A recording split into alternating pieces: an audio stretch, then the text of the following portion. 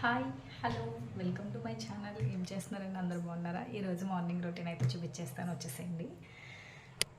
Afternoon లంచ్కి ఏం చేస్తానో చూపిస్తాను. ఎందుకంటే ఈరోజు సాటర్డే కాబట్టి మార్నింగే బ్రేక్ఫాస్ట్ అయితే అయిపోయింది. ఇంకెప్పుడు వచ్చేసి ఆఫ్టర్నూన్ లంచ్కి ఏం చేస్తున్నానో. ఈరోజు వచ్చేసి మసాలా వంకాయ అండ్ వెజిటేబుల్ రైస్ కింద చేద్దామనేసి ముందుగా అయితే మసాలా అయితే ఆడిపెట్టుకున్నానండి. మసాలా అంటే కొంచెం నువ్వులు, పల్లి, ఎండు కొబ్బరి డ్రై రోస్ట్ చేసుకుని, తర్వాత ఆనియన్, మిర్చి, అల్లం, వెల్లుల్లి పేస్ట్ మొత్తం అన్నీ మిక్స్ చేసుకుని పేస్ట్ కొట్టి పెట్టుకోవాలి. ఇక్కడ వంకాయలు మన మసాలా వంకాయకి ఎట్లా అయితే కట్ చేసి పెట్టుకుంటామో అట్లా వంకాయలు కూడా కట్ చేసుకుంటున్నాను.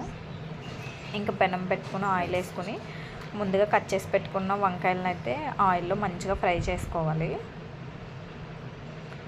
తర్వాత మనం ముందుగా పట్టుకున్న మసాలాను అయితే ఆయిల్లో యాడ్ చేసుకుని మంచిగా గోల్డెన్ బ్రౌన్ కలర్లోకి వచ్చేంత వరకు ఫ్రై అయితే చేసుకోవాలి. దాని తర్వాత కొంచెం సాల్ట్, అంటే మన రుచికి తగ్గట్టుగా కొంచెం సాల్ట్,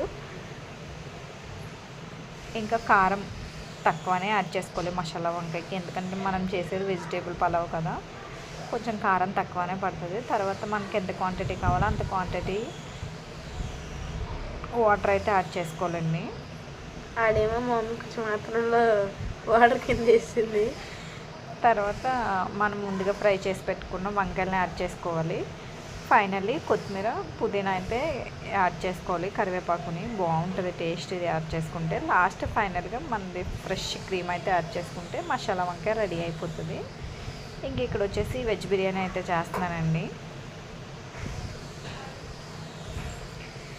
ఇంకా కొంచెం ఆయిల్, మనం బిర్యానీ మసాలాలు అన్నీ యాడ్ చేసుకుని కొంచెం ఫ్రై అయిన తర్వాత ఆనియన్, మిర్చి అయితే ఫ్రై చేసుకోవాలి. ఫస్ట్ తినేసావు కదా, ఇంకెందుకు ఫీల్ అవుతున్నావు, వీడియో ఎడిటింగ్ చేస్తుంటే చూసి ఫీల్ అవుతున్నట్టు చూసారు, అయ్యుడు గీయేసినానని.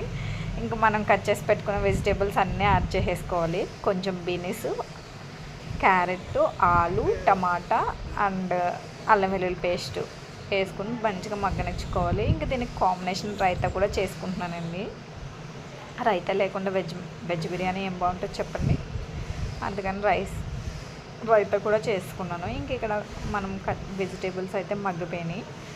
ఇంకా సాల్ట్ యాడ్ చేసుకున్న తర్వాత వాటర్, బియ్యం రెండు ఒకటేసారి యాడ్ చేస్తాను నేను మ్యాక్సిమము. ఒక గ్లాస్ రైస్కి 2 గ్లాసులు వాటర్ అయితే యాడ్ చేసుకుంటాం కదా, సేమ్ అదే క్వాంటిటీలో తీసుకున్నాను. ఇంకా రైస్ కూడా రెడీ అయిపోయింది. ఉంటాను నెక్స్ట్ వీడియోతో కలుస్తాను. Bye bye.